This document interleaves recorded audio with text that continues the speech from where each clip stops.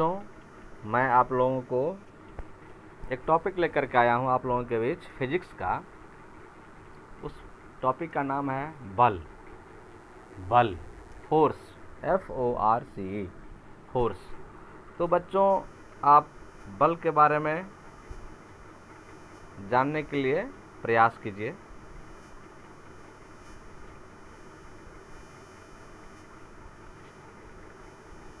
कि बल क्या है। तो सिंपल भाषा में बल को हम धकेलना या खींचना कहते हैं, जो क्लास 6 स्टैंडर्ड की बात है।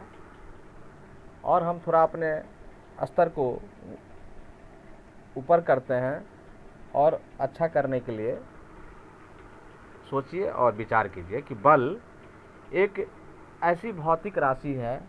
बल वह भौतिक कारण है जो किसी वस्तु पर लगकर उसके स्थान को बदलने की चेष्टा करता है। बल वह भौतिक राशि है जो किसी वस्तु पर लगकर उसके स्थान को बदलने की चेष्टा करता है या बदल देता है। जैसे आप किसी मकान में धक्का देते हैं। मकान तो आपसे बहुत विशाल द्रव्यमान का वस्तु है, परंतु बल तो आप लगा रहे हैं। आप चेष्टा कर रहे हैं कि उसको थोड़ा सा दूर खिसका दें, लेकिन आपके बल, उस मकान पर लगने वाले बल जो लग रहा है, बल मकान के द्वारा भी आपके पर आरोपित बल हो रहा है। आप पर लगाया गया बल है, वो ज़्यादा हो रहा है, इसलिए वो टस से मस नहीं हो रहा है, उसका स्थान प्लेसमेंट नहीं हो रहा है, लेकिन आपने उस पर बल लगाया क्योंकि धक्का दिया है। कहने का मतलब है कि बल द्रव्यमान के साथ वस्तु का एक परस्पर क्रिया है जो वस्तु के वेग को बदलने का कारण बनता है। इसे किसी विशेष वस्तु को धकेलने या खींचने के रूप में परिभाषित किया जा सकता है। बल एक सदिश राशि है, जिसका अर्थ है कि इसमें परिमाण और दिशा दोनों होते हैं। बच्चों, उदाहरण के लिए, जब आप किसी गेंद को धक्का देने की कोशिश करते हैं तो यह गेंद पर लगने वाला बल के कारण होता है जो इसकी गति को बदल देता है। और ऐसे समझिए कि बल किसी विराम वस्तु को गतिमान कर देती है और किसी गतिमान वस्तु को विराम अवस्था में ला देती है। वस्तु की दो ही अवस्था होती है, गतिमान अवस्था और विराम अवस्था। साइकिल सवार जब साइकिल चलाते हुए सड़क पर गुजर रहा होता है, इसका मतलब है कि वह गतिशील है, गतिमान है, वह मोशन में है। लेकिन अगर उसे कोई धक्का मारकर या कोई खींच कर रोक ले तो वह विराम अवस्था में आ जाता है, यानी कि वो धक्का या खींचना बल कहलाता है। तो मेरे ख्याल से बच्चों यह स्पष्ट हो गया होगा कि बल एक भौतिक राशि है जो किसी वस्तु पर लगकर उसके स्थान को बदलता है या बदलने की चेष्टा रखता है। बल एक सदिश राशि है बच्चों, यह भी मैंने बता दिया है, पॉज करके आप नोट कर लेंगे। बल में दिशा के साथ साथ परिमाण भी पाया जाता है, इसीलिए इसको हम सदिश राशि कहते हैं। बल का मात्रक, ये बहुत ही इंटरेस्टिंग टॉपिक है बच्चों। बल का ऐसा मात्रक न्यूटन होता है। न्यूटन साहब ने ही फिजिक्स को 2 भागों में विभाजित करवा दिया। इतने कुछ इन्होंने दे दिया, फिजिक्स में इनका इतना योगदान है कि फिजिक्स सबसे पहले एक किताब के रूप में, एक पुस्तक के रूप में थी, लेकिन फिजिक्स में इन्होंने इतना कुछ दे दिया, हर विभाग को टच किया, छुआ है, शोध किया है, और इन्होंने फिजिक्स को बहुत ही अनंत ग्रंथावली बना दिया। मतलब अनंत कहने का मतलब अजीब, बहुत ज़्यादा वास्ट बना दिया, विशाल बना दिया। तो बल का ऐसा मात्रक उन्हीं के सम्मान में न्यूटन रखा गया, और जिसको ऐसा मात्रक बोलते हैं। बल को संकेत में F से लिखते हैं। बल का अन्य मात्रक डाइन होता है, CGS मात्रक, पॉन्डल भी होता है, पॉन्ड भी होता है, लेकिन ये सब हमको याद नहीं करना है बच्चों। बल का सिर्फ ऐसा मात्रक याद कर लीजिए, न्यूटन, और CGS मात्रक डाइन, DYNE। देखिए बच्चों,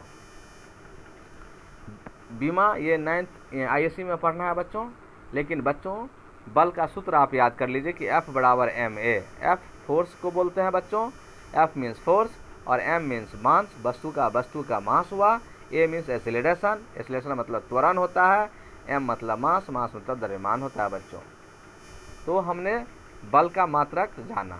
अब बल का सूत्र देखिए बच्चों, बल का सूत्र जो होता है, देखिए F बराबर ma, यानी कि F मतलब फोर्स, यानी बल बराबर द्रव्यमान गुने त्वरण, एम माने मास, ए माने त्वरण, A for acceleration, M for mass, F for force. इसको आप नोट कर लीजिए, नोट भी किया हुआ है बच्चों।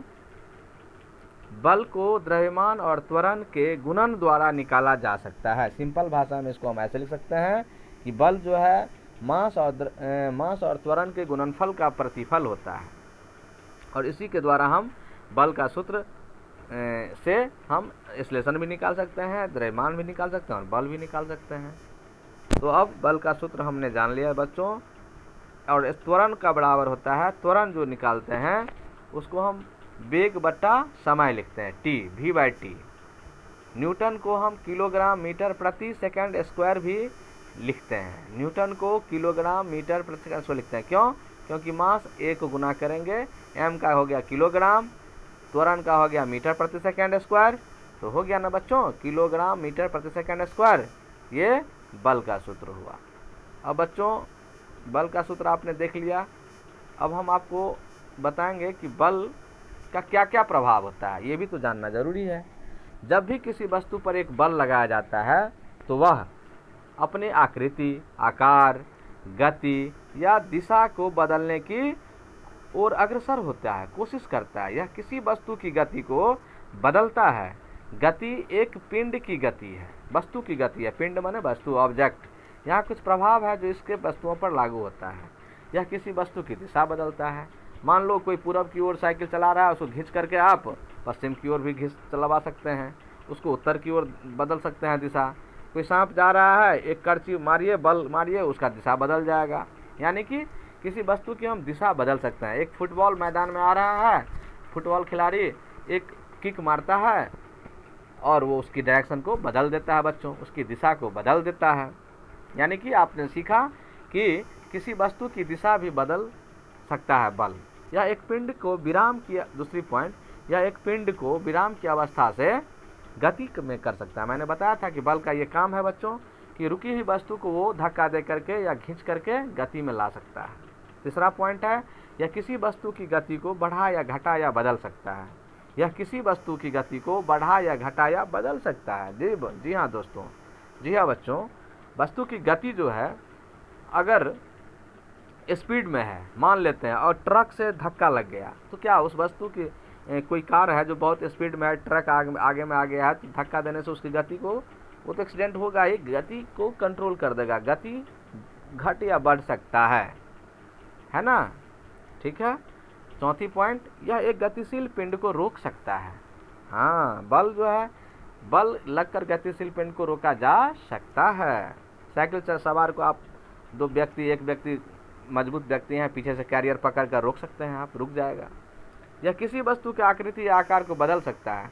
जैसे आप देखते होंगे बच्चों कि मम्मी या दीदी या दादी माँ आपके आंगन में रोटी बनाती है, आटा गूंथती है, और आटा गूंथने के बाद देखते हैं कि उसकी आकृति बदल देती है, कितनी सुंदर चपाती गोल गोल बनाकर खिला देती है। वो बल का ही कारण है बच्चों, बल का ही प्रभाव है। तो हमने देखा कि बल का प्रभाव 5 है। इस 5 पॉइंट को हम बच्चों याद कर लेंगे, अच्छी बात है। बल का सूत्र तो हमने देख ही लिया था। अब बल का प्रकार देखेंगे बच्चों। बल के जो प्रकार हैं, ये 6 प्रकार के बल होते हैं। नॉर्मली बल विभिन्न प्रकार के होते हैं। यहाँ पर 6 प्रकार का बल हम आप दिखाते हैं जो ज़रूरत है। पेशीय बल, यांत्रिक बल, घर्षण बल, गुरुत्वाकर्षण बल, विद्युत बल और चुंबकीय बल। फिर से देखिए बच्चों, पेशीय बल, यांत्रिक बल, घर्षण बल, गुरुत्वाकर्षण बल, विद्युत बल और चुंबकीय बल। तो हम अब बल के प्रकार को देखते हैं बच्चों कि बल, पेशीय बल क्या है। ये मांसपेशियों से लगाया गया बल होता है बच्चों। फिर भी आप देखिए, इसे केवल उस बल के रूप में परिभाषित किया जा सकता है जिसे हम दैनिक कार्य पर लागू करते हैं, जैसे हम उठाते हैं, सांस लेते हैं, व्यायाम करते हैं आदि। यह वस्तु के संपर्क में आने के बाद कार्य करता है। यह बल हमारी मांसपेशियों के कार्य के कारण होता है। जब हम दैनिक कार्य करने के लिए अपनी मांसपेशियों का उपयोग करते हैं तो मांसपेशियों का बल वस्तु पर लगता है, जिसे पेशीय बल कहते हैं। आप किसी लकड़ी के गट्ठर को उठाते हैं बच्चों तो मांसपेशी बल लगता है। समझ में आ रही है बच्चों। नेक्स्ट पॉइंट चलते हैं, यांत्रिक बल, मैकेनिकल फोर्स। यांत्रिक बल तब होता है जब दो वस्तुओं के बीच सीधा संपर्क होता है। जहाँ एक वस्तु बल लगा रही है और दूसरी वस्तु विराम की स्थिति में है या गति की स्थिति में है, तो ये बल को यांत्रिक बल कहते हैं। दरवाजे को धक्का देने वाला कोई व्यक्ति यांत्रिक बल का एक उदाहरण है बच्चों। समझ में आ रहा है बच्चों? मैकेनिकल फोर्स हुआ, यांत्रिक बल हुआ कि जब दो वस्तुओं के बीच सीधा संपर्क होता है, कांटेक्ट फोर्स लगता है, तो यांत्रिक बल होता है। घर्षण बल, फ्रिक्शन फोर्स बोलते हैं बच्चों। घर्षण बल उस बल को कहा जाता है जब दो सतह के बीच लगने वाला विरोधी बल हो। यानी जब एक टेबल पर एक कलम को या एक डस्टर को सरकाया जाता है तो टेबल के सतह से डस्टर के निचली सतह के बीच में एक बल कार्य करता है बच्चों, जो डस्टर के विपरीत दिशा में, डस्टर को जिस दिशा में आप धकेल रहे होते हो उसके विपरीत दिशा में एक बल काम करता है। उसी बल को घर्षण बल कहते हैं, जो प्रतिरोध उत्पन्न करता है, उसको गति करने में विरोध उत्पन्न करता है। साइकिल चलाता हुआ व्यक्ति साइकिल पूरब की ओर ले जा रहा है तो पश्चिम की ओर घर्षण बल काम करता है। यदि घर्षण बल पृथ्वी पर ना हो बच्चों तो साइकिल चलाता हुआ व्यक्ति उड़ जाएगा आसमान में। हाँ, घर्षण बल ना हो बच्चों तो रसगुल्ला चम्मच में उठाया गया रसगुल्ला मुंह में नहीं आकर के जमीन पर गिर पाएगा बच्चों, गिर जाएगा बच्चों, यानी जीवन हास्यास्पद हो जाएगा। कहने का मतलब है घर्षण बल होना बहुत अति आवश्यक है। कोई बच्चा जूता पहनकर चल रहा है, अगर पृथ्वी में घर्षण बल नहीं होता बच्चों तो वो गिर जाएगा। यानी घर्षण बल का बहुत इंपॉर्टेंस है जीवन में। अब आता है गुरुत्वाकर्षण बल, ग्रेविटेशनल फोर्स। गुरुत्वाकर्षण बल नाम से ही स्पष्ट है, गुरुत्व आकर्षण माने आकर्षण का वह बल है जो दो वस्तुओं को द्रव्यमान से आकर्षित करता है। यानी कि दो वस्तुओं के बीच लगने वाला बल को गुरुत्वाकर्षण बल कहते हैं बच्चों। पृथ्वी का गुरुत्वाकर्षण बल हमें जमीन पर खींचता है। यदि पृथ्वी में गुरुत्वाकर्षण बल नहीं होता बच्चों तो हम लोग जमीन पर चल नहीं पाते, जीवन यापन यहाँ संभव नहीं होता, पेड़ पौधे यहाँ पर नहीं हो पाते। हाँ, यह हमेशा लोगों को एक दूसरे की ओर खींचने की कोशिश करता है और कभी उन्हें अलग करने की कोशिश नहीं करता। ये गुरुत्वाकर्षण बल के कारण से ही सेब का पेड़ से सेब नीचे गिरता है, आम के पेड़ से आम का फल नीचे गिरता है, किसी भी प्रकार के हरे पेड़ पौधे के फल नीचे जमीन पर गिरता है। और न्यूटन साहब ने इसे गुरुत्वाकर्षण के सार्वभौमिक नियम के रूप में भी परिभाषित किया है। और नेक्स्ट विद्युत चुंबकीय बल, दो तरह का उसमें कांटेक्ट है नाम है बच्चों, विद्युत और चुंबक, मैग्नेट और इलेक्ट्रिक फोर्स। विद्युत चुंबकीय बल को कूलम्ब साहब ने कूलम्ब बल या कूलम्ब इंटरेक्शन के रूप में भी जाना, परिभाषित किया। यह दो विद्युत आवेशित वस्तुओं के बीच का बल है। यह दो विद्युत आवेशित वस्तुओं के बीच का बल है बच्चों। इस बल के अनुसार जैसे चार्ज यानी आवेश एक दूसरे को आकर्षित करते हैं, वैसे ही विपरीत प्रतिकार करते हैं। लाइटनिंग विद्युत चुंबकीय बल इलेक्ट्रोस्टैटिक फोर्स का एक उदाहरण ही है। जो लाइटनिंग होता है बच्चों बारिश के दिनों में, वो विद्युत चुंबकीय बल का ही उदाहरण है। और दो प्रकार के उसमें दो विद्युत आवेशित वस्तुओं के बीच का बल होता है। एक वस्तु पर प्लस चार्ज होता है, दूसरे पर नेगेटिव चार्ज होता है, दोनों के बीच में अट्रैक्शन फोर्स काम करता है, उसको कहते हैं विद्युत चुंबकीय बल। और एक वस्तु पर प्लस चार्ज होता है, दूसरे पर भी प्लस चार्ज होता है, दोनों को हम जब नज़दीक लाएंगे तो ये रिपल्सन का होगा, इसलिए उसको कहेंगे विकर्षण हो रहा है, वहाँ पे विपरीत प्रतिकार करता है। अब नेक्स्ट देखते हैं चुंबकीय बल बच्चों। मेरे ख्याल से आप समझ में आ गए होगा बच्चों, नोट कर लीजिएगा। चुंबकीय बल वह बल है जो विद्युत आवेशित कणों के बीच उनकी गति के कारण उत्पन्न होता है। चुंबकीय बल क्या है बच्चों? वह बल है जो विद्युत आवेशित कणों के बीच उनकी गति के कारण उत्पन्न होता है। दो मैग्नेट को जब हम नज़दीक में लाते हैं तो ध्रुवों के बीच चुंबकीय बल देखा जा सकता है। यह वस्तु के उन्मुखीकरण के आधार पर प्रकृति में आकर्षक या प्रतिकारक या विकर्षण होता है। इसे चुंबकीय बल इलेक्ट्रोस्टैटिक फोर्स का उदाहरण कहा जा सकता है। बच्चों चुंबकीय बल दो चुंबक के बीच में, दो मैग्नेट के बीच में बल लगता है जिसको चुंबकीय बल कहते हैं। ऐसे समझिए एक चुंबक में दो पोल होता है, नॉर्थ पोल और साउथ पोल। दूसरे चुंबक में भी नॉर्थ पोल और साउथ पोल होता है। नॉर्थ पोल को जब हम नॉर्थ पोल के पास लाएंगे एक दूसरे चुंबक को तो रिपल्सन होता है, जबकि नॉर्थ पोल को साउथ पोल के पास लाएंगे तो अट्रैक्शन होगा, आकर्षण होगा। यही बल को चुंबकीय बल कहते हैं बच्चों। तो मेरे ख्याल से ये बल के प्रकार आपने समझा। थैंक यू बच्चों।